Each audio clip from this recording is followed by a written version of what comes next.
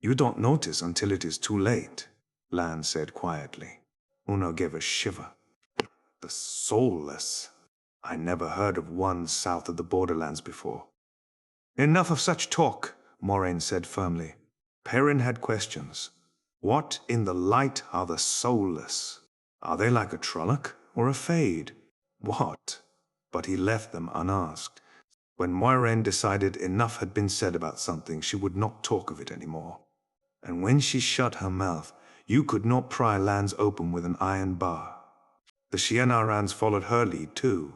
No one wanted to anger an Aes Sedai. Light, Min muttered, uneasily eyeing the deepening darkness around them. You don't notice them? Light. So nothing has changed, Perrin said glumly. Not really. We cannot go down to the plain, and the Dark One wants us dead. Everything changes, Moraine said calmly, and the pattern takes it all in.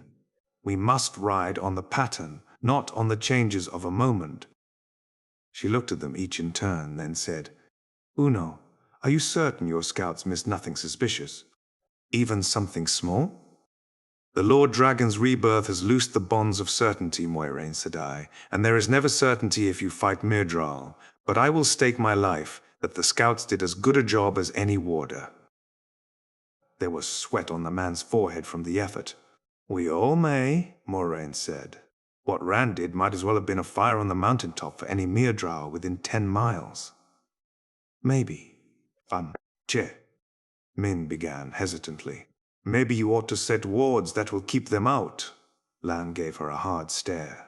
He sometimes questioned Moraine's decisions himself, though he seldom did so where anyone could overhear, but he did not approve of others doing the same. Min frowned right back at him. Well, Myrddraal and Trollocs are bad enough, but at least I can see them. I don't like the idea that one of these soulless might sneak in here and slit my throat before I even noticed him. The wards I set will hide us from the soulless as well as from any other shadow spawn, Moiraine said. When you are weak, as we are, the best choice is often to hide. If there is a halfman close enough to have, well, to set wards that would kill them if they tried to enter camp is beyond my abilities, and even if I could, such a warding would only pen us here. Since it is not possible to set two kinds of warding at once, I leave the scouts and the guards and Lan to defend us, and use the one warding that may do some good. I could make a circuit around the camp, Lan said. If there is anything out there that the scouts missed, I will find it. It was not a boast, just a statement of fact. Uno even nodded agreement. Moraine shook her head. If you are needed tonight, my guidon, it will be here. Her gaze rose toward the dark mountains around them. There is a feeling in the air. Waiting. The word left Perrin's tongue before he could stop it. When Moraine looked at him, into him, he wished he had it back. Yes, she said. Okay. Make sure your guards are especially alert tonight, Uno. There was no need to suggest that the men sleep with their weapons close at hand. Shienarans always did that. Sleep well, she added to them all, as if there were any chance of that now, and started back for her hut. Lan stayed long enough to spoon up 3 dishes of stew, then hurried after her, quickly swallowed by the night. Perrin's eyes shone golden as they followed the warder through the darkness. Sleep well, he muttered. The smell of cooked meat suddenly made him queasy. I have the 3rd watch, Uno? The Shienaran nodded. Then I will try to take her advice. Others were coming to the fires, and murmurs of conversation followed him up the slope. He had a hut to himself, a small thing of logs barely tall enough to stand in, the chinks filled with dried mud. A rough bed, padded with pine boughs beneath a blanket, took up nearly half of it. Whoever had unsaddled his horse had also propped his bow just inside the door. He hung up his belt, with axe and quiver, on a peg, then stripped down to his small clothes, shivering. The nights were cold still, but cold kept him from sleeping too deeply. In deep sleep, dreams came that he could not shake off. For a time, with a single blanket over him, he lay staring at the log roof, shivering. Then sleep came, and with it, dreams. Chapter 4. Shadows Sleeping. Cold filled the common room of the inn despite the fire blazing on the long stone hearth. Perrin rubbed his hands before the flames, but he could get no warmth in them. There was an odd comfort in the cold, though, as if it were a shield. A shield against what, he could not think. Something murmured in the back of his mind, a dim sound only vaguely heard, scratching to get in. So you will give it up, then. It is the best thing for you. Come, sit, and we will talk. Perrin turned to look at the speaker. The round tables scattered about the room were empty except for the lone man seated in a corner, in the shadows. The rest of the room seemed in some way hazy, almost an impression rather than a place, especially anything he was not looking at directly. He glanced back at the fire. It burned on a brick hearth now. Somehow, none of it bothered him. It should, but he could not have said why. The man beckoned, and Perrin walked closer to his table, a square table. The tables were square. Frowning, he reached out to finger the tabletop, but pulled his hand back. There were no lamps in that corner of the room, and despite the light elsewhere, the man and his table were almost hidden, nearly blended with the dimness. Perrin had a feeling that he knew the man, but it was as vague as what he saw out of the corner of his eye. The fellow was in his middle years, handsome and too well dressed for a country inn, in dark, nearly black, velvets with white lace falls at his collar and cuffs. He sat stiffly, sometimes pressing a hand to his chest as if moving hurt him. His dark eyes were fixed on Perrin's face. They appeared like glistening points in the shadows. "Give up what?" Perrin asked. "That, of course." The man nodded to the axe at Perrin's waist. He sounded surprised, as if it were a conversation they had had before, an old argument taken up again. Perrin had not realized the axe was there, had not felt the weight of it pulling at his belt. He ran a hand over the half-moon blade and the thick spike that balanced it. The steel felt solid, more solid than anything else there, maybe even more solid than he was himself. He kept his hand there to hold on to something real. "I have thought of it," he said, "but I do not think I can. Not yet. Not yet." The inn seemed to flicker, and the murmur sounded again in his head. No. The murmur faded. "No!" The man smiled, a cold smile. A cold smile. "You are a blacksmith, boy, and a good one, from what I hear. Your hands were made for a hammer, not an axe. Made to make things, not to kill. Go back to that before it is too late." Perrin found himself nodding. "Yes, but I'm Tavern." He had never said that out loud before, but he knows it already. He was sure of that, though he could not say why. For an instant the man's smile became a grimace, but then it returned in more strength than before. A cold strength. "There are ways to change things, boy. Ways to avoid even fate. Sit, and we will talk of them." The shadows appeared to shift and thicken, to reach out. Perrin took a step back, keeping well in the light. "I don't think so. At least have a drink with me." To years past and years to come. Here you will see things more clearly after. The cup the man pushed across the table had not been there a moment before. It shone bright silver, and dark, blood-red wine filled it to the brim. Perrin peered at the man's face. Even to his sharp eyes, the shadows seemed to shroud the other man's features like a warder's cloak. Darkness molded the man like a caress. There was something about the man's eyes, something he thought he could remember if he tried hard enough. The murmur returned. "No," he said. He spoke to the soft sound inside his head, but when the man's mouth tightened in anger, a flash of rage suppressed as soon as begun, he decided it would do for the wine as well. "I am not thirsty." He turned and started for the door. The fireplace was rounded river stones. A few long tables lined by benches filled the room. He suddenly wanted to be outside, anywhere away from this man. "You will not have many chances," the man said behind him in a hard voice. "Three threads woven together share one another's doom. When one is cut, all are. Fate can kill you, if it does not do worse." Perrin felt a sudden heat against his back, rising then fading just as quickly, as if the doors of a huge smelting furnace had swung open and closed again. Startled, he turned back to the room. It was empty. Only a dream, he thought, shivering from the cold. and with that, everything shifted. He stared into the mirror, a part of him not comprehending what he saw, another part accepting. A gilded helmet, worked like a lion's head, sat on his head as if it belonged there. Gold leaf covered his ornately hammered breastplate, and goldwork embellished the plate and mail on his arms and legs. Only the axe at his side was plain. A voice. His own, whispered in his mind that he would take it over any other weapon, had carried it 1,000 times in 100 battles. No, he wanted to take it off, throw it away. I can't. There was a sound in his head, louder than a murmur, almost at the level of understanding. A man destined for glory. He spun away from the mirror and found himself staring at the most beautiful woman he had ever seen. He noticed nothing else about the room, cared to see nothing but her. Her eyes were pools of midnight, her skin creamy pale and surely softer, more smooth than her dress of white silk. When she moved toward him, his mouth went dry.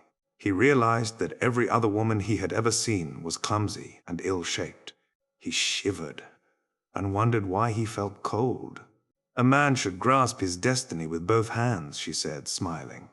It was almost enough to warm him, that smile.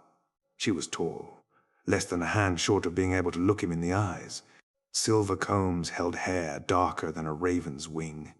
A broad belt of silver links banded a waist he could have encircled with his hands. Yes, he whispered.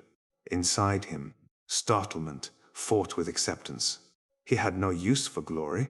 But when she said it, he wanted nothing else. Fun. The murmuring sound dug at his skull. No. It was gone, and for a moment, so was acceptance. Almost. He put a hand to his head, touched the golden helmet, took it off. I don't think I want this. It is not mine. Don't want it, she laughed. What man with blood in his veins would not want glory? As much glory as if you had sounded the horn of Valere. I don't, he said, though a piece of him shouted that he lied. The horn of Valere. The horn rang out, and the wild charge began. Death rode at his shoulder, and yet she waited ahead too. His lover, his destroyer. No, I am a blacksmith. Her smile was pitying. Such a little thing to want. You must not listen to those who would try to turn you from your destiny.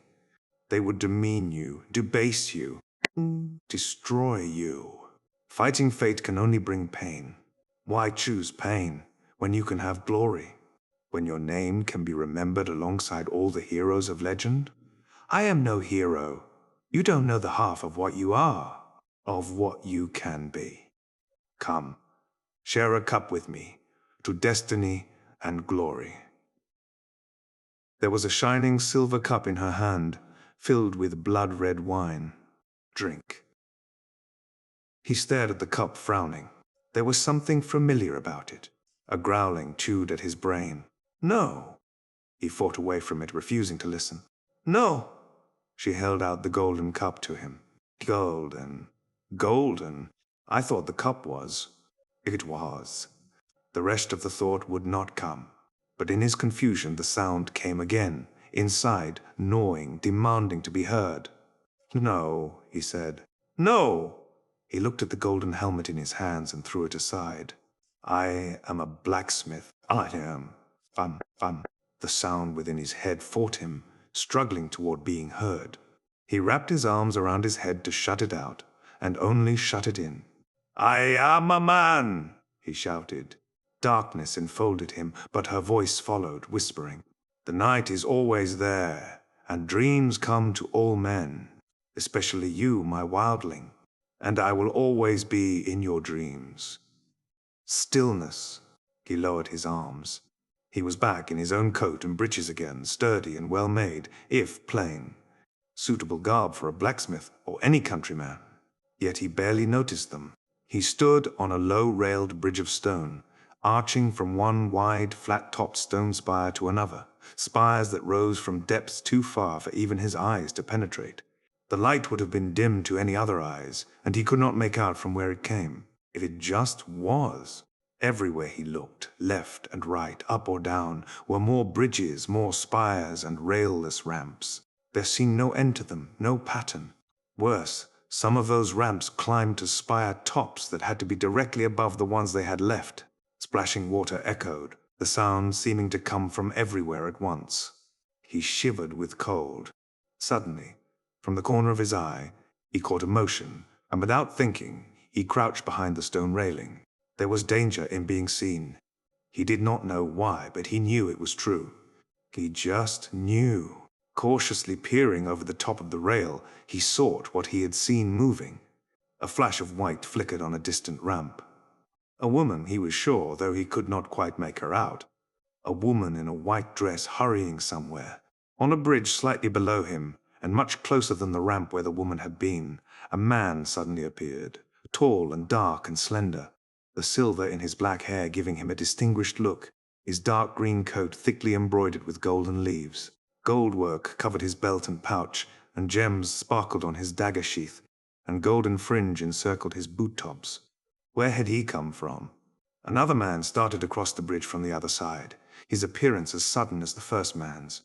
Black stripes ran down the puffy sleeves of his red coat, and pale lace hung thick at his collar and cuffs. His boots were so worked with silver that it was hard to see the leather. He was shorter than the man he went to meet, more stocky, with close-cropped hair as white as his lace. Age did not make him frail, though. He strode with the same arrogant strength the other man showed. The two of them approached each other warily, like two horse traders who know the other fellow has a spavined mare to sell, Perrin thought. The men began to talk. Perrin strained his ears, but he could not hear so much as a murmur above the splashing echoes. Frowns and glares and sharp motions as if half on the point of striking. They did not trust one another. He thought they might even hate each other. He glanced up, searching for the woman, but she was gone. When he looked back down, another man had joined the first two. And somehow, from somewhere, Perrin knew him with the vagueness of an old memory. A handsome man in his middle years, wearing nearly black velvet and white lace. An inn, Perrin thought, and something before that. God, something a long time ago, it seemed. But the memory would not come. The first two men stood side by side now, made uncomfortable allies by the presence of the newcomer. He shouted at them and shook his fist, while they shifted uneasily, refusing to meet his glares. If the two hated each other, they feared him more. His eyes, Perrin thought. What is strange about his eyes? The tall, dark man began to argue back, slowly at first, then with increasing fervor. The white-haired man joined in, and suddenly their temporary alliance broke. All three shouted at once, each at both of the others in turn. Abruptly, the man in dark velvets threw his arms wide, as if demanding an end to it, and an expanding ball of fire enveloped them, hid them, spreading out and out. Perrin threw his arms around his head and dropped behind the stone railing, huddling there as wind buffeted him and tore at his clothes, a wind as hot as fire. A wind that was fire.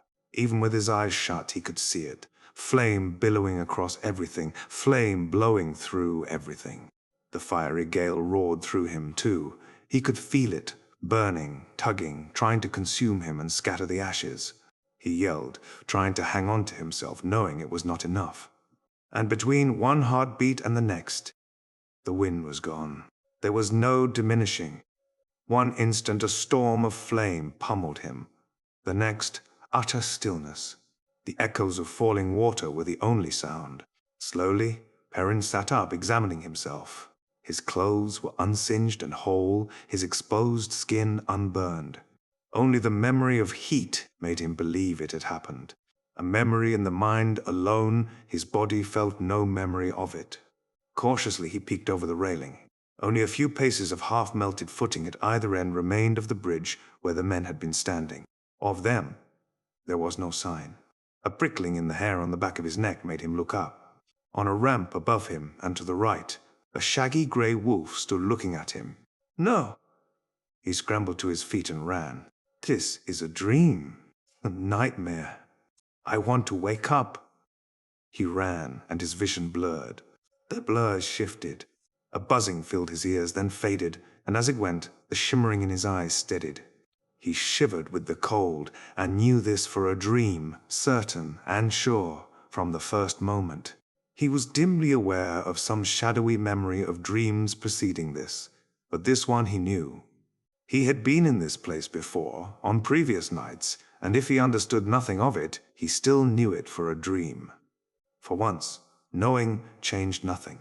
Huge columns of polished redstone surrounded the open space where he stood, beneath a domed ceiling 50 paces or more above his head. He and another man as big could not have encircled one of those columns with their arms. The floor was paved with great slabs of pale grey stone, hard yet worn by countless generations of feet. And scented beneath the dome was the reason why all those feet had come to this chamber. A sword, hanging hilt down in the air, apparently without support, seemingly where anyone could reach out and take it. It revolved slowly, as if some breath of air caught it. Yet it was not really a sword. It seemed made of glass, or perhaps crystal, blade and hilt and crossguard, catching such light as there was and shattering it into 1,000 glitters and flashes. He walked toward it and put out his hand, as he had done each time before.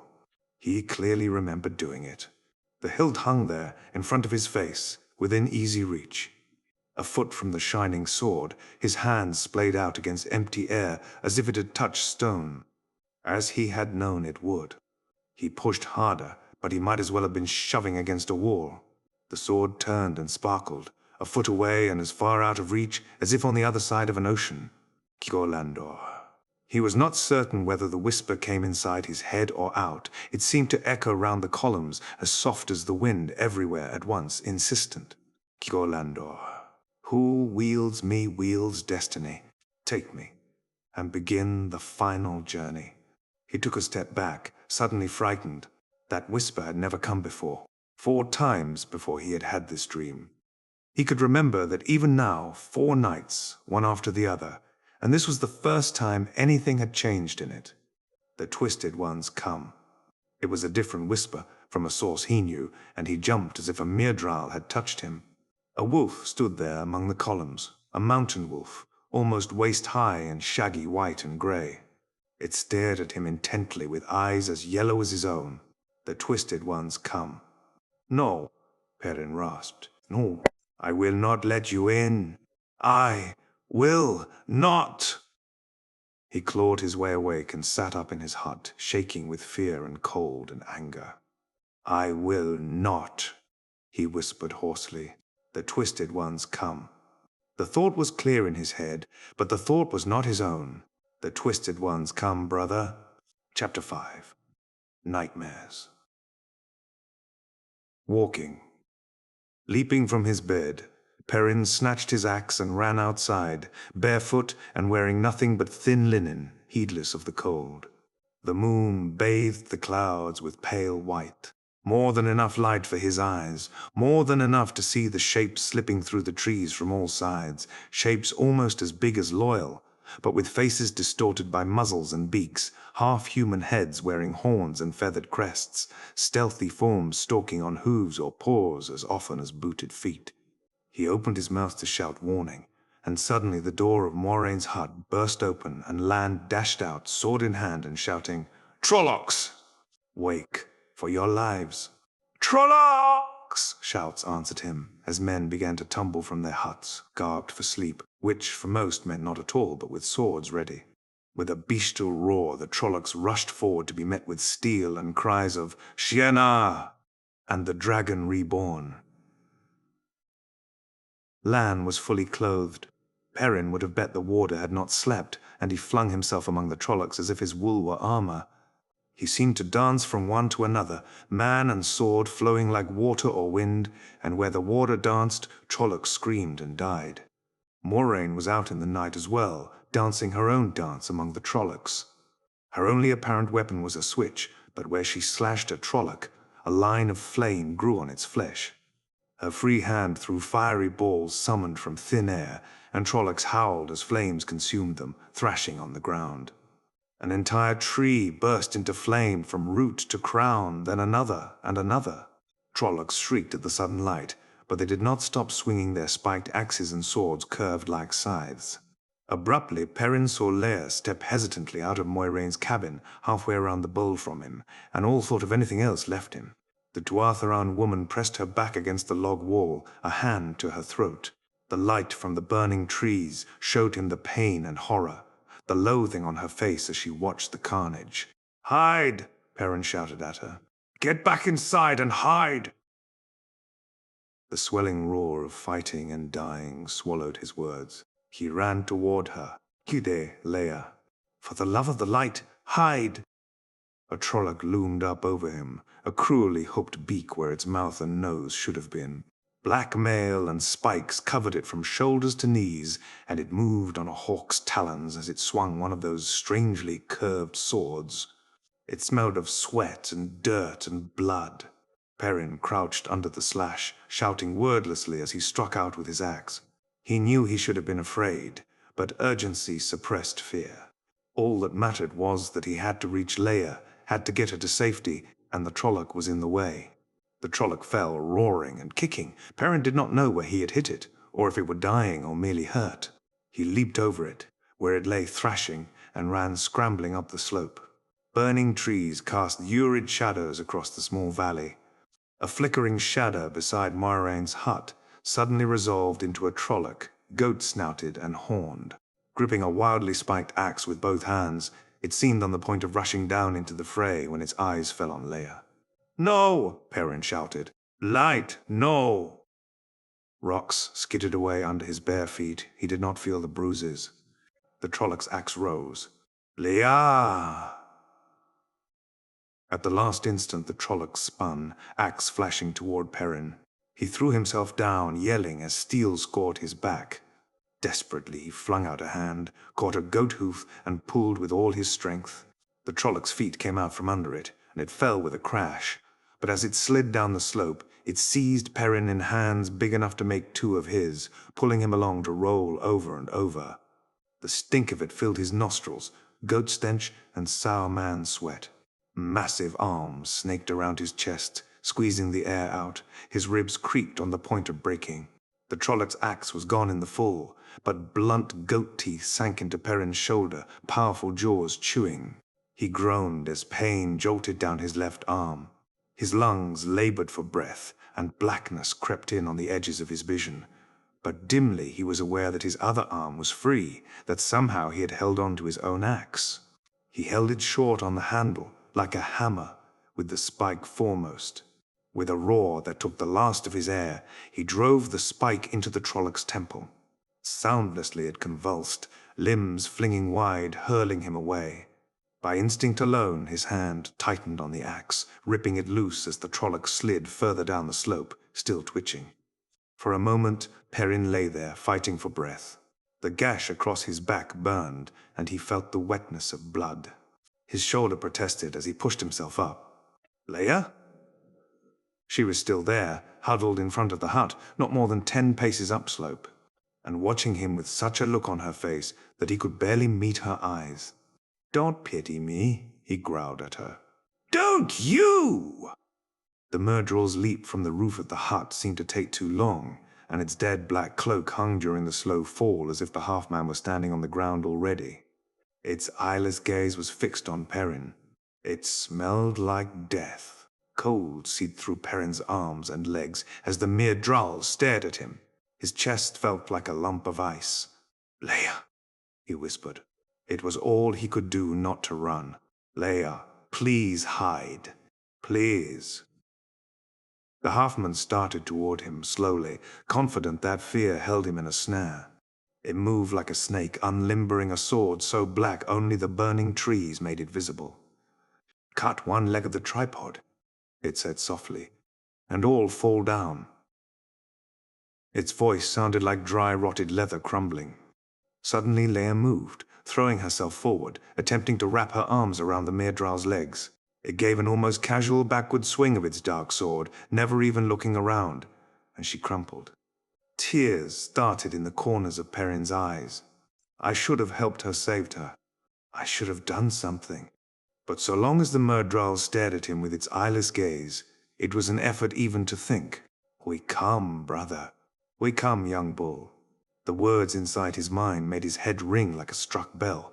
The reverberations shivered through him.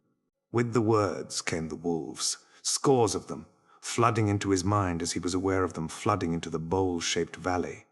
Mountain wolves almost as tall as a man's waist, all white and grey, coming out of the night at the run, aware of the two-legged surprise as they darted in to take on the twisted ones. Wolves filled him till he could barely remember being a man. His eyes gathered the light, shining golden yellow, and the halfman stopped its advance, as if suddenly uncertain. Fade, Perrin said roughly, but then a different name came to him. From the wolves. Trollocs, the twisted ones made during the War of the Shadow from melding men and animals, were bad enough, but the Myrddraal, never born. Young Bull spat. Lip curling back in a snarl, he threw himself at the Myrddraal. It moved like a viper, sinuous and deadly, black sword quick as lightning. But he was Young Bull. That was what the wolves called him, Young Bull, with horns of steel that he wielded with his hands. He was one with the wolves. He was a wolf, and any wolf would die 100 times over to see one of the Neverborn go down. The Fade fell back before him, its darting blade now trying to deflect his slashes. Hamstring and throat. That was how wolves killed. Young Bull suddenly threw himself to one side and dropped to a knee, axe slicing across the back of the halfman's knee. It screamed, a bone-burrowing sound to raise his hair at any other time, and fell, catching itself with one hand. The halfman, the Neverborn, still held its sword firmly, but before it could set itself, Young Bull's axe struck again. Half severed, the Myrddraal's head flopped over to hang down its back, yet still leaning there on one hand, the Neverborn slashed wildly with its sword. Neverborn were always long in dying, from the wolves as much as his own eyes. Young Bull received impressions of Trollocs thrashing on the ground, shrieking, untouched by wolf or man. Those would have been linked to this Myrddraal, and would die when it did, if no one killed them first. The urge to rush down the slope and join his brothers, join in killing the twisted ones in hunting the remaining Neverborn, was strong, but a buried fragment that was still man-remembered. Leia.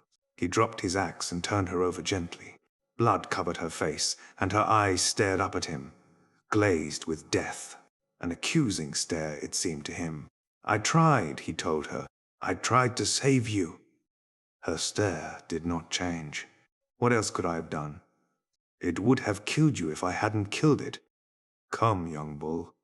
Come kill the twisted ones." Wolf rolled over him, enveloped him. Letting Leia back down, Perrin took up his axe, blade gleaming wetly. His eyes shone as he raced down the rocky slope. He was Young Bull. Trees scattered around the bowl-shaped valley burned like torches. A tall pine flared into flame as Young Bull joined the battle. The night air flashed actinic blue, like sheet lightning, as Lan engaged another Myrddraal. Ancient Aes Sedai made steel meeting, black steel wrought in Callandor, in the shadow of Shaiol Ghul. Loyal wielded a quarterstaff the size of a fence rail, the whirling timber marking a space no Trolloc entered without falling. Men fought desperately in the dancing shadows, but Young Bull Perrin noted in a distant way that too many of the Shienaran two legs were down. The brothers and sisters fought in small packs of 3 or 4, dodging scythe-like swords and spiked axes, darting in with slashing teeth to sever hamstrings, lunging to bite out throats as their prey fell. There was no honor in the way they fought, no glory, no mercy. They had not come for battle, but to kill. Young Bull joined one of the small packs, the blade of his axe serving for teeth. He no longer thought of the greater battle. There was only the Trolloc, he and the wolves. The brothers, cut off from the rest and brought down. Then there would be another, and another, and another, until none were left. None here, none anywhere. He felt the urge to hurl the axe aside and use his teeth, to run on all fours as his brothers did. Run through the high mountain passes. Run belly deep in powdery snow pursuing deer. Run with the cold wind ruffling his fur.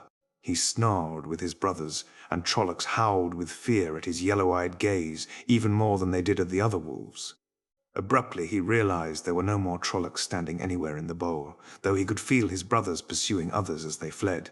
A pack of 7 had a different prey, somewhere out there in the darkness.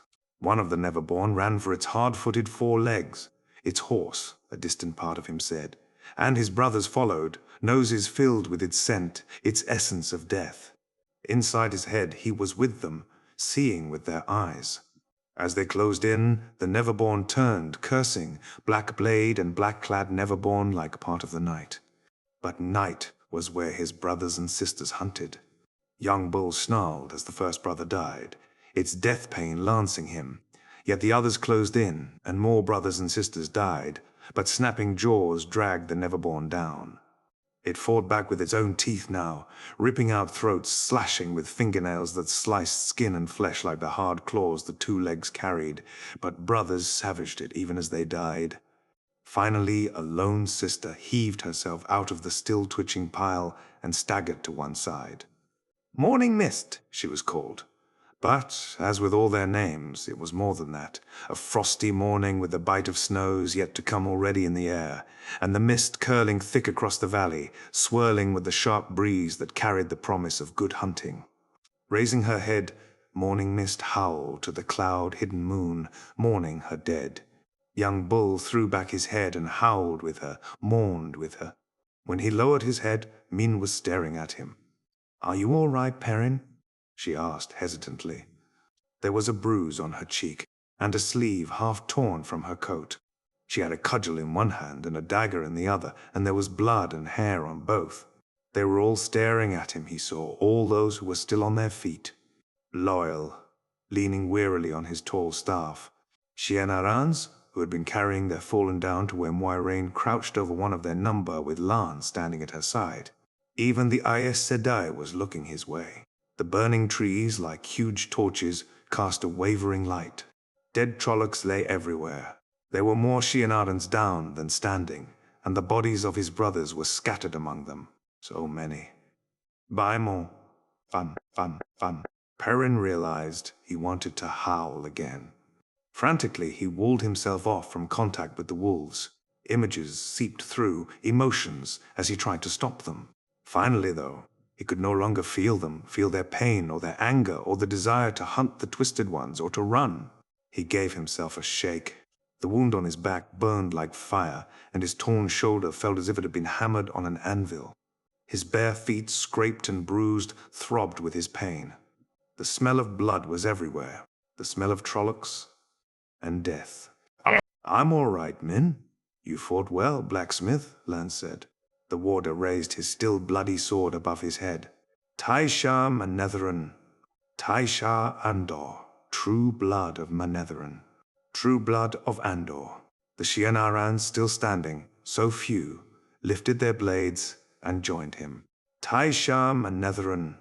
Taisha Andor," Loyal nodded. "Tavaran," he added. Perrin lowered his eyes in embarrassment. Lan had saved him from the questions he did not want to answer, but had given him an honor he did not deserve. The others did not understand. He wondered what they would say if they knew the truth. Min moved closer, and he muttered, "Leia's dead." "I couldn't. I almost reached her in time." "It wouldn't have made any difference," she said softly. "You know that." She leaned to look at his back and winced. "Moiraine will take care of that for you. She's healing those she can." Perrin nodded. His back felt sticky with drying blood all the way to his waist, but despite the pain, he hardly noticed it. "Light, I almost didn't come back that time. I can't let that happen again." "I won't." Again. But when he was with the wolves, it was all so different.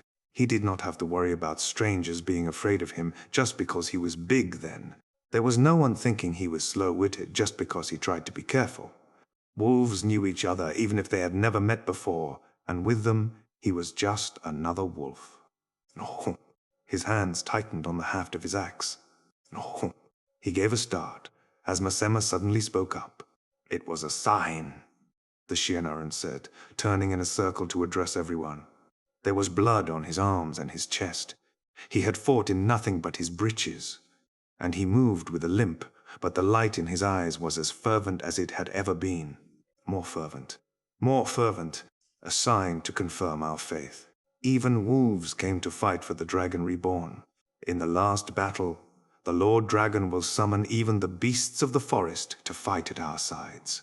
It is a sign for us to go forth. Only dark friends will fail to join us. Two of the Shianarans nodded. You shut your bloody mouth, Masema, Uno snapped.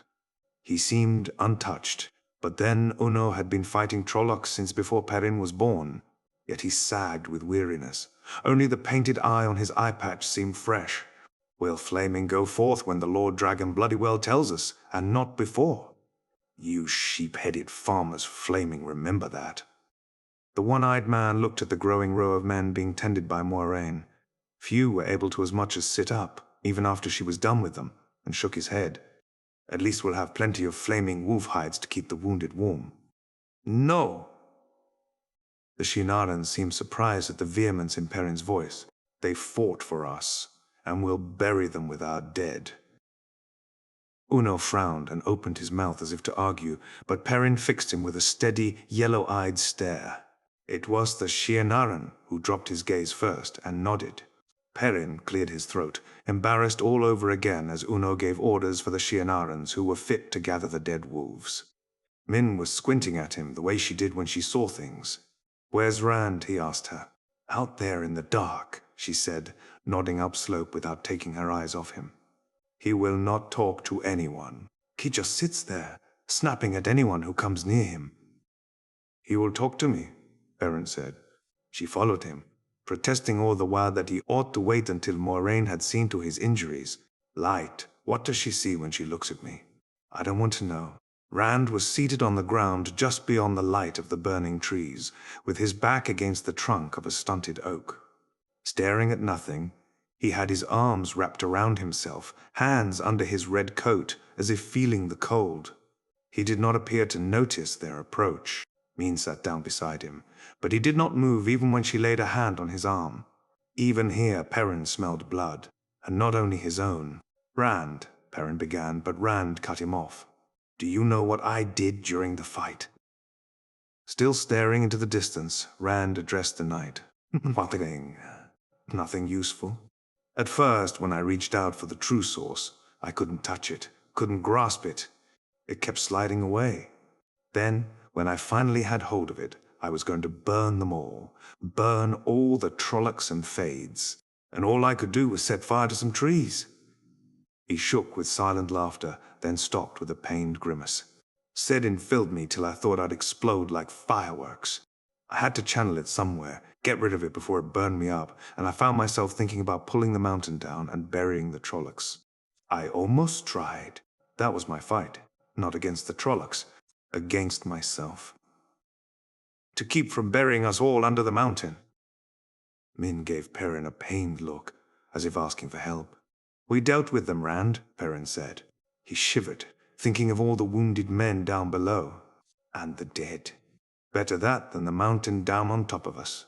We didn't need you. Rand's head fell back against the tree and his eyes closed. "I felt them coming," he said, nearly whispering. "I didn't know what it was, though. They feel like the taint on Sedin. And Sedin is always there, calling to me, singing to me, singing to me. By the time I knew the difference, Lan was already shouting his warning. If I could only control it, I could have given warning before they were even close. But half the time, when I actually managed to touch Sedin, I don't know what I'm doing at all. The flow of it just sweeps me along. I could have given warning, though." Perrin shifted his bruised feet uncomfortably. We had warning enough. He knew he sounded as if he were trying to convince himself.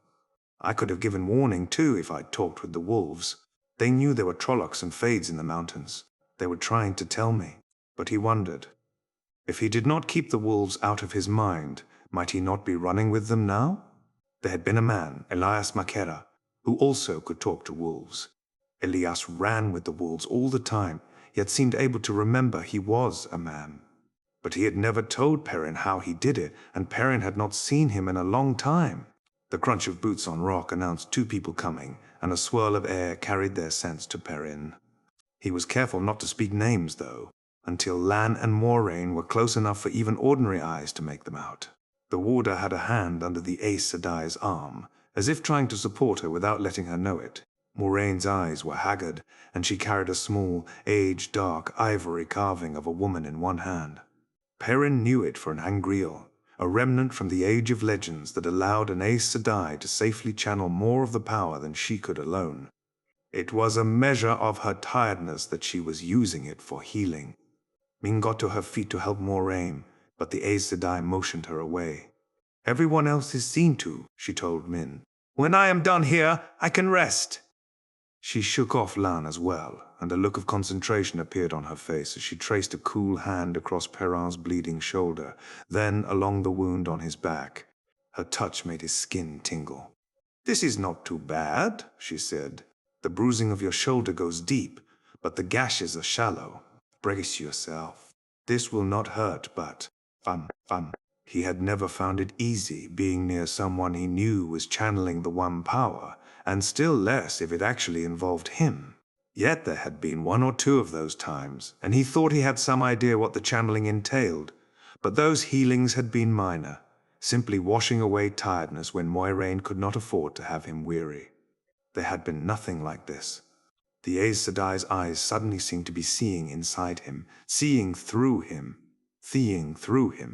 He gasped and almost dropped his axe. He could feel the skin on his back crawling, muscles writhing as they knit back together. His shoulder quivered uncontrollably, and everything blurred. Coals seared him to the bone, then deeper still. He had the impression of moving, falling, flying, he could not tell which, but he felt as if he were rushing, somewhere, somehow. At great speed, forever. After an eternity, the world came into focus again. Moraine was stepping back, half staggering until Lan caught her arm. Gaping, Perrin looked down at his shoulder. The gashes and bruises were gone, not so much as a twinge remained. He twisted carefully, but the pain in his back had vanished as well. And his feet no longer hurt. He did not need to look to know all the bruises and scrapes were gone. His stomach rumbled loudly. "You should eat as soon as you can," Moraine told him. "A good bit of the strength for that came from you. You need to replace it." Hunger and images of food were already filling Perrin's head. Blood rare beef, and venison, and mutton, and... With an effort, he made himself stop thinking of meat. He would find some of those roots that smelled like turnips when they were roasted. His stomach growled in protest. "There's barely even a scar, blacksmith," Lan said behind him. "Most of the wolves who were hurt made their own way to the forest," Moraine said, knuckling her back and stretching. "But I healed those I could find." Perrin gave her a sharp look, yet she seemed to be just making conversation. Perhaps they came for their own reasons, yet we would likely all be dead without them. Perrin shifted uneasily and dropped his eyes. The Aes Sedai reached toward the bruise on Min's cheek, but Min stepped back, saying, "I'm not really hurt, and you're tired. I've had worse falling over my own feet." Moraine smiled and let her hand fall. Lan took her arm. She swayed in his grip. "Very well. And what of you, Rand? Did you take any hurt? Even a nick from a mere drow's blade can be deadly, and some trolloc blades are almost as bad." Perrin noticed something for the first time. "Rand, your coat is wet." Rand pulled his right hand from under his coat, a hand covered in blood.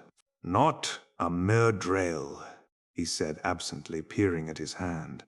"Not even a trolloc. The wound I took at Fomé broke open." Moraine hissed and jerked her arm free from Lan. Half fell to her knees beside Rand. Pulling back the side of his coat, she studied his wound. Perrin could not see it, for her head was in the way, but the smell of blood was stronger now. Moraine's hands moved, and Rand grimaced in pain. "The blood of the Dragon Reborn on the rocks of Sheol Ghul will free mankind from the shadow. Isn't that what the prophecies of the dragons say?" "Who told you that?" Moraine said sharply. "If you could get me to Sheol Ghul now," Rand said drowsily, "by Waygate or Portal Stone, there could be an end to it. No more dying, no more dreams, no more." "If it were as simple as that," Moraine said grimly, "I would one way or another, but not all in the Karaethon Cycle can be taken at its face. For everything it says straight out, there are 10 that could mean 100 different things. Do not think you know anything at all of what must be, even if someone has told you the whole of the prophecies." She paused, as if gathering strength. Her grip tightened on the angril, and her free hand slid along Rand's side as if it were not covered in blood. "Brace yourself." Suddenly Rand's eyes opened wide, and he sat straight up, gasping and staring and shivering. Perrin had thought, when she healed him, that it went on forever, but in moments she was easing Rand back against the oak. "I have done as much as I can," she said faintly. "As much as I can. You must be careful. It could break open again if, As her voice trailed off, she fell. She fell. Rand caught her, but Lan was there in an instant to scoop her up. As the warder did so, a look passed across his face, a look as close to tenderness as Perrin ever expected to see from Lan. "Exhausted," the warder said. "She has cared for everyone else, but there's no one to take her fatigue. I will put her to bed." "There's Rand," Min said slowly, but the warder shook his head. "It isn't that I do not think you would try, sheepherder," he said, "but you know so little you might as soon kill her as help her." "That's right," Rand said bitterly. "I'm not to be trusted. Lews Therin Kinslayer killed everyone close to him. Maybe I'll do the same before I am done." "Pull yourself together, sheepherder," Lan said harshly. "The whole world rides on your shoulders. Remember you're a man, and do what needs to be done." Rand looked up at the warder, and surprisingly, all of his bitterness seemed to be gone. "I will fight the best I can," he said, "because there's no one else, and it has to be done, and the duty is mine. I'll fight, but I do not have to like what I've become." He closed his eyes as if going to sleep. "I will fight." "Dreams. Lan stared down at him a moment, then nodded. He raised his head to look across Moiraine at Perrin and Min. "Get into his bed, then see to some sleep yourselves. We have plans to make, and the light alone knows what happens next." Chapter 6. The hunt begins. Perrin did not expect to sleep, but a stomach stuffed with cold stew. His resolve about the roots had lasted until the smells of supper's leftovers hit his nose, and bone weariness pulled him down on his bed. If he dreamed, he did not remember. He awoke to Lan shaking his shoulders, dawn through the open door, turning the warder to a shadow haloed with light. "Rand is gone," was all Lan said before he left at a run, but it was more than enough. Perrin dragged himself up, yawning, and dressed quickly in the early chill. Outside, only a handful of Shianarans were in sight, using their horses to drag Trolloc bodies into the woods, and most of those moved as if they should be in a sickbed. A body took time to build back the strength that being healed took. Perrin's stomach muttered at him, and his nose tested the breeze in the hope that someone had already started cooking. He was ready to eat those turnip-like roots, raw if need be. There were only the lingering stench of slain Myrddraal, the smells of dead Trollocs and men, alive and dead, of horses and the trees, and dead wolves. Moraine's hut, high on the other side of the bowl, seemed a center of activity. Min hurried inside, and moments later Masema came out, then Uno. At a trot, the one-eyed man vanished into the trees, toward the sheer rock wall beyond the hut, while the other Shianaran limped down the slope. Perrin started toward the hut. As he splashed across the shallow stream, he met Masema. The Shianaran's face was haggard, the scar on his cheek prominent, and his eyes even more sunken than usual. In the middle of the stream, he raised his head suddenly and caught Perrin's coat sleeve. "You're from his village," Masema said hoarsely. "You must know. Why did the Lord Dragon abandon us? What sin did we commit?" "Sin? What are you talking about? Wherever Rand went, it was nothing you did or didn't do." Masema did not appear satisfied. He kept his grip on Perrin's sleeve, peering into his face as if there were answers there. Icy water began to seep into Perrin's left boot. "Masema," he said carefully, "whatever the Lord Dragon did, it was according to his plan. The Lord Dragon would not abandon us. Or would he? If I were in his place, would I?" Mosema nodded slowly. Yes. Yes. I see that now. He has gone out alone to spread the word of his coming. We must spread the word too. Yes. He limped on across the stream, muttering to himself. Squelching at every other step, Perrin climbed to Moraine's hut and knocked. There was no answer. He hesitated a moment, then went in. The outer room where Lan slept was as stark and simple as Perrin's own hut, with a rough bed built against one wall, a few pegs for hanging possessions, and a single shelf. Not much light entered through the open door, and the only other illumination came from crude lamps on the shelf, slivers of oily fat wood wedged into cracks in pieces of rock. They gave off thin streamers of smoke that made a layer of haze under the roof. Perrin's nose wrinkled at the smell. The low roof was only a little higher than his head. Loyal's head actually brushed it, even seated as he was on one end of Lan's bed, with his knees drawn up to make himself small. The Ogier's tufted ears twitched uneasily. Min sat cross-legged on the dirt floor beside the door that led to Moraine's room, while the Aes Sedai paced back and forth in thought. Dark thoughts they must have been. 3 paces each way was all she had, but she made vigorous use of the space, the calm on her face belied by the quickness of her step. I think Mosema is going crazy, Perrin said. Min sniffed. With him, how can you tell? Moraine rounded on him, a tightness to her mouth. Her voice was soft. Too soft. Is Mosema the most important thing in your mind this morning, Perrin Aybara? No. I'd like to know when Rand left, and why. Did anyone see him go? Does anyone know where he went? He made himself meet her look with one just as level and firm. It was not easy. He loomed over her, but she was Aes Sedai. Is this of your making, Moraine? Did you rein him in until he was so impatient he'd go anywhere, do anything, just to stop sitting still? Loyal's ears went stiff, and he motioned a surreptitious warning with one thick-fingered hand. Moiraine studied Perrin with her head tilted to one side, and it was all he could do not to drop his eyes. This is none of my doing, she said. He left sometime during the night. When and how and why, I yet hope to learn. Loyal's shoulders heaved in a quiet sigh of relief. Quiet for an Ogier. It sounded like steam rushing out from quenching red-hot iron. Never anger an Aes Sedai, he said in a whisper, obviously meant just for himself, but audible to everyone. Better to embrace the sun than to anger an Aes Sedai. Mine reached up enough to hand Perrin a folded piece of paper. Loyal went to see him after we got him to bed last night, and Rand asked to borrow pen and paper and ink. The Ogier's ears jerked, and he frowned worriedly until his long eyebrows hung down on his cheeks. I did not know what he was planning. I didn't. We know that, Min said. No one is accusing you of anything, Loyal. Moraine frowned at the paper, but she did not try to stop Perrin from reading. It was in Rand's hand.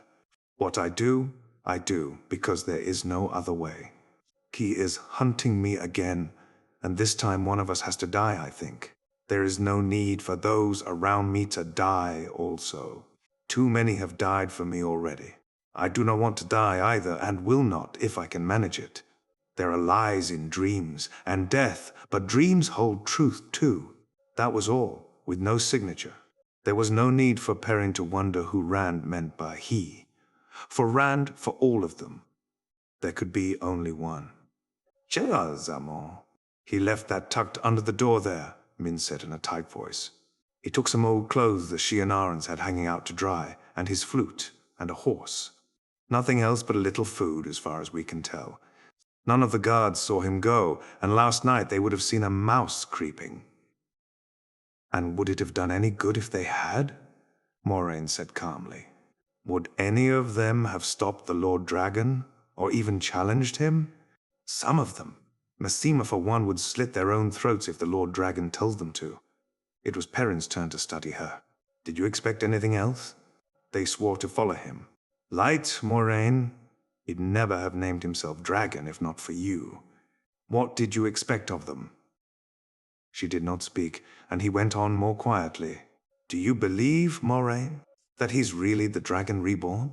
Or do you just think he's someone you can use before the One Power kills him or drives him mad? Go easy, Perrin, Loyal said. Not so angry. I'll go easy when she answers me. Well, Moraine? He is what he is, she said sharply. You said the pattern would force him to the right path, eventually. Is that what this is? Or is he just trying to get away from you? For a moment he thought he had gone too far. Her dark eyes sparkled with anger, but he refused to back down. Well? Moraine took a deep breath. This may well be what the pattern has chosen, yet I did not mean for him to go off alone. For all his power, he is as defenseless as a babe in many ways, and as ignorant of the world. He channels, but he has no control over whether or not the one power comes when he reaches for it, and almost as little over what he does with it if it does come. The power itself will kill him before he has a chance to go mad if he does not learn that control. There is so much he must learn yet.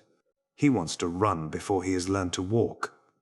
You split hairs and lay false trails, Moiraine. Perrin snorted.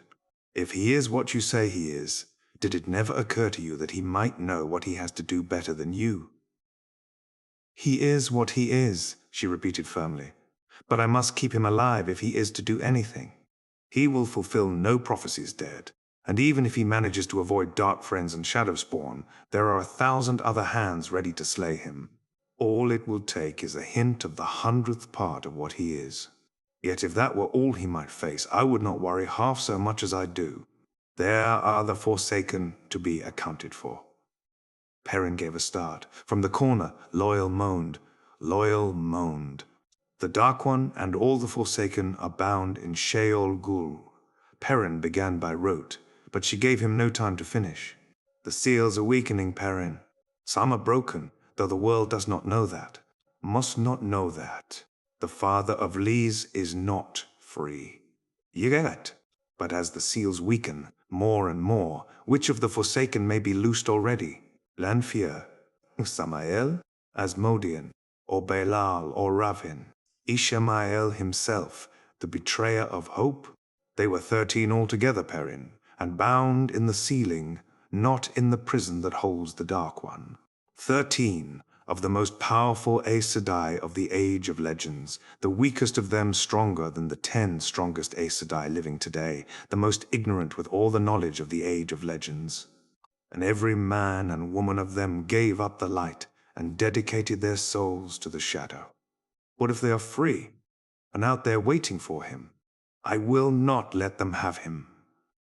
Perrin shivered, partly from the icy iron in her last words, and partly from thought of the Forsaken. He did not want to think of even one of the Forsaken loose in the world. His mother had frightened him with those names when he was little. Ishamael comes for boys who do not tell their mothers the truth. Lanfear waits in the night for boys who do not go to bed when they are supposed to. Being older did not help, not when he knew now they were all real. Not when Moraine said they might be free. Bound in Sheol Ghul, he whispered, and wished he still believed it. Troubled, he studied Rand's letter again. Dreams. He was talking about dreams yesterday, too. Moraine stepped closer and peered up into his face. Dreams? Lan and Uno came in, but she waved them to silence. The small room was more than crowded now, with 5 people in it besides the Ogier. What dreams have you had the last few days, Perrin? She ignored his protest that there was nothing wrong with his dreams. Tell me, she insisted. What dream have you had that was not ordinary? Tell me. Her gaze seized him like smithy tongs, willing him to speak. He looked at the others. They were all watching him fixedly. Even Min, then hesitantly told of the one dream that seemed unusual to him, the dream that came every night. The dream of the sword he could not touch. He did not mention the wolf that had appeared in the last. Callandor. Lan breathed when he was done. Rock-hard face or no, he looked stunned. Yes, Moraine said, but we must be absolutely certain. Speak to the others. As Lan hurried out, she turned to Uno. And what of your dreams? Did you dream of a sword too? The Shianaran shifted his feet. The red eye painted on his patch stared straight at Moiraine, but his real eye blinked and wavered. I dream about Flam-U, about swords all the time, Moraine Sedai. he said stiffly. I suppose I've dreamed about a sword the last few nights. I don't remember my dreams the way Lord Perrin here does, Moraine said. Loyal? My dreams are always the same, Moraine said I. The groves and the great trees and the steading. We Ogier always dream of the steading when we are away from them. The Aes Sedai turned back to Perrin. It was just a dream, he said. Nothing but a dream. I doubt it, she said. You described the hall called the Heart of the Stone, in the fortress called the Stone of Tyr, as if you had stood in it. And the shining sword is Callandor, the sword that is not a sword, the sword that cannot be touched. Loyal sat up straight, bumping his head on the roof. He did not seem to notice. Oh! The prophecies of the dragons say the Stone of Tyr will never fall till Callandor is wielded by the dragon's hand. The fall of the Stone of Tyr will be one of the greatest signs of the dragon's rebirth. If Rand holds Callandor, the whole world must acknowledge him as the dragon. Perhaps. The word floated from the Aes Sedai's lips like a shard of ice on still water. Perhaps, Perrin said. Perhaps. I thought that was the final sign, the last thing to fulfill your prophecies. Neither the first nor the last, Moraine said. Callandor will be but one fulfillment of the Karaethon Cycle, as his birth on the slopes of Dragon Mount was the first. He has yet to break the nations or shatter the world. Even scholars who have studied the prophecies for their entire lives do not know how to interpret them all. What does it mean that he shall slay his people with the sword of peace and destroy them with the leaf? What does it mean that he shall bind the 9 moons to serve him? Yet these are given equal weight with Callandor in the cycle. There are others. What wounds of madness and cutting of hope has he healed? What chains has he broken, and who put into chains? And some are so obscure that he may already have fulfilled them, although I am not aware of it. But no, Callandor is far from the end of it. Perrin shrugged uneasily. He knew only bits and pieces of the prophecies. He had liked hearing them even less since Rand had let Moiraine put that banner in his hands. No, it had been before that even, since a journey by portal stone had convinced him his life was bound to Rand's. Moraine was continuing. If you think he has simply to put out his hand, loyal son of Arent, son of Hallan, you are a fool, as is he if he thinks it. Even if he lives to reach Tyr, he may never attain the stone. Tyrens have no love for the one power, and less for any man claiming to be the dragon. Channeling is outlawed, and Aes Sedai are tolerated at best so long as they do not channel. Telling the prophecies of the dragon, or even possessing a copy of them, is enough to put you in prison. In Tyr. And no one enters the Stone of Tyr without permission of the High Lords. None but the High Lords themselves enter the heart of the stone. He is not ready for this. Not ready. Perrin grunted softly. The stone would never fall till the Dragon Reborn held Callandor. How in the light is he supposed to reach it inside a bloody fortress before the fortress falls? It is madness. Why are we just sitting here? Min burst out. If Rand is going to tear, why aren't we following him? He could be killed, or. Why are we sitting here? Moraine put a hand on Min's head. Because I must be sure, she said gently. It is not comfortable being chosen by the wheel, to be great or to be near greatness. The chosen of the wheel can only take what comes. I am tired of taking what comes. Min scrubbed a hand across her eyes. Perrin thought he saw tears. Rand could be dying while we wait. Moraine smoothed Min's hair. There was a look almost of pity on the Aes Sedai's face. Perrin sat down on the end of Lan's bed opposite Loyal. The smell of people was thick in the room. People and worry and fear. Loyal smelled of books and trees as well as worry. It felt like a trap, with the walls around them, and all so close. The burning slivers stank. How can my dream tell where Rand is going? He asked. It was my dream. Those who can channel the one power, Moraine said quietly, those who are particularly strong in spirit can sometimes force their dreams on others. She did not stop her soothing of mien. Especially on those who are susceptible. I do not believe Rand did it on purpose, but the dreams of those touching the true source can be powerful. For one as strong as he, they could possibly seize an entire village or perhaps even a city. He knows little of what he does, and even less of how to control it. Then why didn't you have it too? He demanded. Or Lan. Uno stared straight ahead, looking as if he would rather be anywhere else, and Loyal's ears wilted. Perrin was too tired and too hungry to care whether he showed proper respect for an Aes Sedai. And too angry as well, he realized. Why? Moraine answered calmly. Aes Sedai learn to shield their dreams. I do it without thinking, when I sleep. Warders are given something much the same in the bonding. The guiding could not do what they must, if the shadow could steal into their dreams. We are all vulnerable when we sleep, and the shadow is strong in the night. There's always something new from you, Perrin growled. Can't you tell us what to expect once in a while instead of explaining after it happens? Uno looked as though he was trying to think of a reason to leave. Moraine gave Perrin a flat look. You want me to share a lifetime of knowledge with you in a single afternoon? Or even a single year? I will tell you this. Be wary of dreams, Perrin Ibarra. Be very wary of dreams. He pulled his eyes away from hers. I am, he murmured. I am. After that, silence, and no one seemed to want to break it. Min sat staring at her crossed ankles, but apparently taking some comfort from Moiraine's presence. Uno stood against the wall, not looking at anyone. Loyal forgot himself enough to pull a book from his coat pocket and try to read in the dim light. The wait was long, and far from easy for Perrin. It's not the shadow in my dreams I'm afraid of. It's wolves. I will not let them in. Won't? Lan returned, and Moraine straightened eagerly. The warder answered the question in her eyes. Oh! Half of them remember dreaming of swords the last 4 nights running. Some remember a place with great columns, and 5 say the sword was crystal or glass. Masema says he saw Rand holding it last night. That one would, Moraine said. She rubbed her hands together briskly. She seemed suddenly full of energy.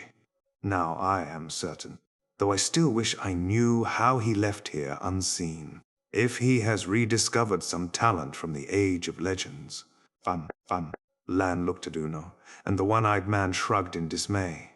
I bloody forgot, with all this flaming talk about blue. He cleared his throat, shooting a glance at Moiraine.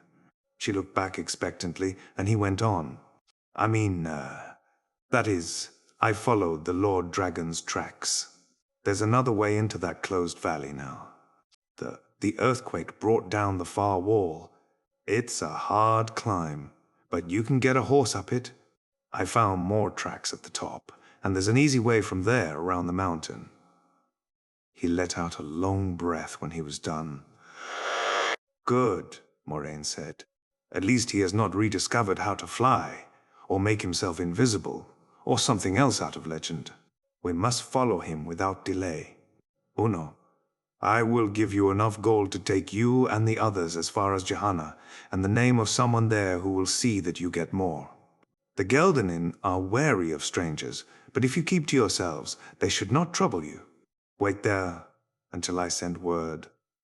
But we will go with you, he protested.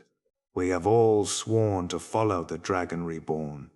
I do not see how the few of us can take a fortress that has never fallen, but with the Lord Dragon's aid, we will do what must be done. So we are the people of the dragon now. Perrin laughed mirthlessly. The Stone of Tyr will never fall till the people of the dragon come. Have you given us a new name, Moraine? Watch your tongue, blacksmith, Lan growled, all ice and stone. Moiraine gave them both sharp looks, and they fell silent. Forgive me, Uno, she said, but we must travel quickly if we are to have a hope of overtaking him. You are the only Shi'an fit enough for a hard ride, and we cannot afford the days the others will need to regain full strength. I will send for you when I can. Uno grimaced, but he bowed in acquiescence.